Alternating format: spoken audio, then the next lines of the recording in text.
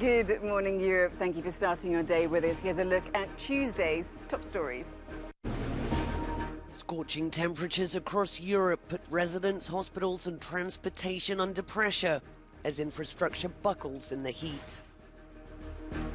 Tens of thousands of people are forced to flee their homes as scorching temperatures fuel wildfires in Spain, Portugal and France.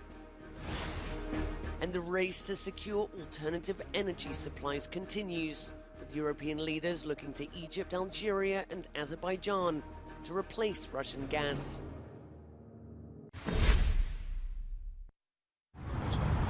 People tried to stay cool while out and about as temperatures reached at least 36 degrees in London, when many of the usually lush green parks have turned brown after weeks of high temperatures. If Monday's soaring temperatures even caused the runway at Luton Airport to melt, then Tuesday could be worse. Up to 41 degrees is forecast in some places. That's considered dangerously high for the UK, and the Public Health Service is already under pressure. That we should start thinking how to adapt pretty seriously, because this will happen more often now. As we see that if including this, if the last 5 months highest day temperatures have been happening within the last 10 years, then this is the sign there's going to be more. There is a trend. It's going to be more and more frequent. In Brest in northern France, record-breaking temperatures have forced many people to stay at home. But there are ways to cool off if you're brave enough to wander outside. Global warming and all that. Usually Brest is 70% humidity, and here we've broken all heat records. We have to ask ourselves some serious questions. Near the Eiffel Tower in Paris, tourists sought ways to keep cool in the blistering heat. Staying hydrated is the advice to everyone, with no exceptions. The blanket of hot air covering much of Europe should continue in the next few days. Yesterday, Britain experienced high temperatures close to the all-time record. In many parts of central England and London, it was around 38 degrees. That didn't quite beat the record of 38.7 degrees centigrade set back in 2019.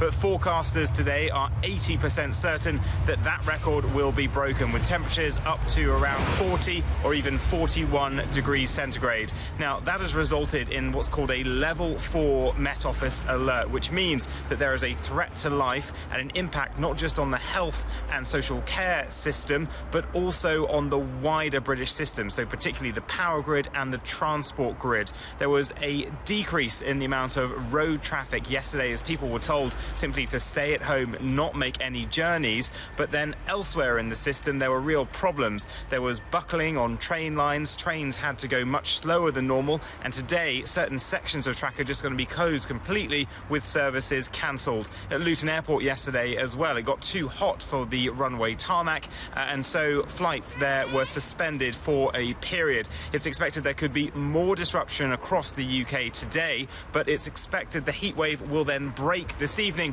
with rain showers in some parts of the country. Vincent McAviney, Euronews, London. Firefighters in southwestern France are battling to contain a series of wildfires on an unprecedented scale. 15,000 hectares had already burned as of Monday in France's Gironde department. The surface of devastation represents an area of 150 square kilometres, as large as Paris and its inner suburbs. 32,000 people have had to be evacuated. The heat has been described as apocalyptic. Those battling the flames are fighting fire with fire. We burned an area in a planned, chosen and limited way, an area that is destined to burn. But burning it before the main fire arrives allows us to avoid the fire going further, and in particular jumping on the large area of mountains that we have just behind us. In Spain, at least 20 blazes are burning out of control. The flames have destroyed homes and crops and forced thousands of people to seek emergency shelter. In Catalonia, locals took what they could as the flames came near. I don't know what condition my house is in. I think it's burned from what I've been told, but I can't say how seriously. I saw a video that a neighbour sent me, and it looks burnt. It started to get stronger and stronger. At 5 p.m. we were caught by the flames and we had to run. We took the 4 puppies that we have and that's it. The chickens stayed, our 15 kittens too. This year's wildfires are already some of the worst in memory, and they're not yet under control. The wind isn't helping, leaving firefighters unable to see which direction the flames will take. Over the past week, hundreds of firefighters have been deployed to the southwest of France to try to contain 2 massive wildfires that have already consumed some 15,000 hectares across this region. Local authorities say they have the elements against them. And for residents here, 15,000 of whom have been evacuated on Monday, this is a personal tragedy, with many saying they have no idea what happens next. Yes, this is the first time. How do I feel? Well, like for everyone else, it's stressful. But I believe that we all prefer to be active rather than not to be home.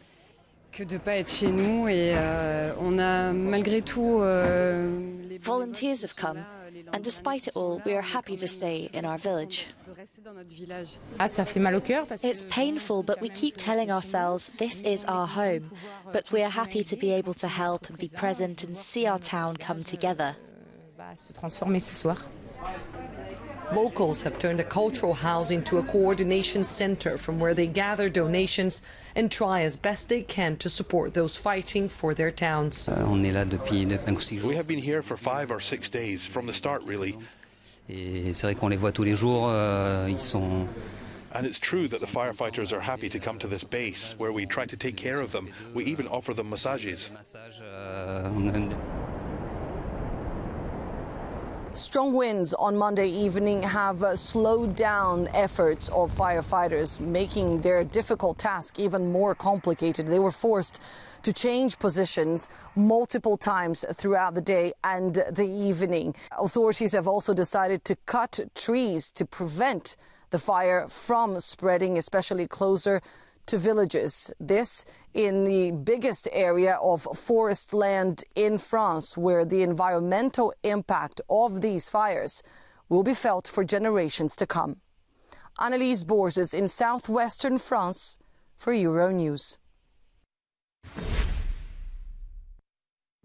As Europe contends with a ferocious heatwave, diplomats from dozens of countries are gathering in Berlin to discuss efforts to tackle climate change. The 12th Petersburg Climate Change Conference started on Monday, with Germany's Foreign Minister Annalena Baerbock emphasising the need to stay focused on climate issues. We have 8 years left to almost halve global emission. That's the commitment we made in Glasgow. But we also have to focus much more on the climate impacts that we have failed to avert. We owe this to the people around the world, in the Pacific Islands, in Sahel, and in other regions, who are already suffering and who already feel the impacts of the current climate crisis.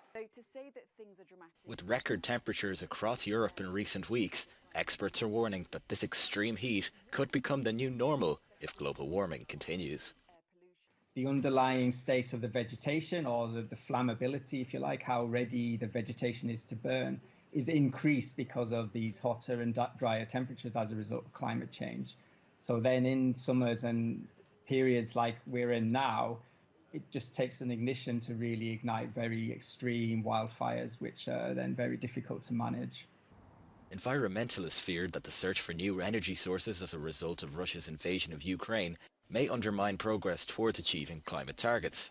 Organisers are hoping that the 2-day conference will help countries to devise a more united approach to climate change. As the Petersburg climate dialogue continued here in Berlin today, so the temperatures continue to rise in the German capital. By Wednesday, they're expected to reach as high as 39 degrees Celsius. And already some Berliners are seeking out some of the best shady spots, like here in the somewhat parched Berlin Park. The effects of climate change couldn't have been more tangible for those attending the climate dialogue. Addressing representatives from some 40 countries today, German Chancellor Olaf Scholz voiced his concerns at what he described as a global renaissance of fossil fuel energy, Germany. No one can be happy with the fact that the share of coal-fired electricity generation is rising, he said, pointing as well to his own government's recent approval to fire up more coal-fueled electricity plants in light of those supply shortages as well as rising energy prices. Concerns over energy shortages in Europe continue to mount in Monday, however, after Russian gas giant Gazprom declared force majeure on gas supplies to Europe to at least one major customer. The letter, which was seen by Reuters, says that Gazprom could not fulfill its supply obligations due to extraordinary circumstances and therefore aims to effectively shield Gazprom from compensation payments. This reportedly also concerns supplies through the Nord Stream 1 gas pipeline, which is a major supply route for gas here to Germany and wider parts of Europe. It's currently closed for repairs until July 21st, but concerns had already been mounting over whether or not the pipeline will indeed be turned back on again. Kate Brady, Euronews, Berlin.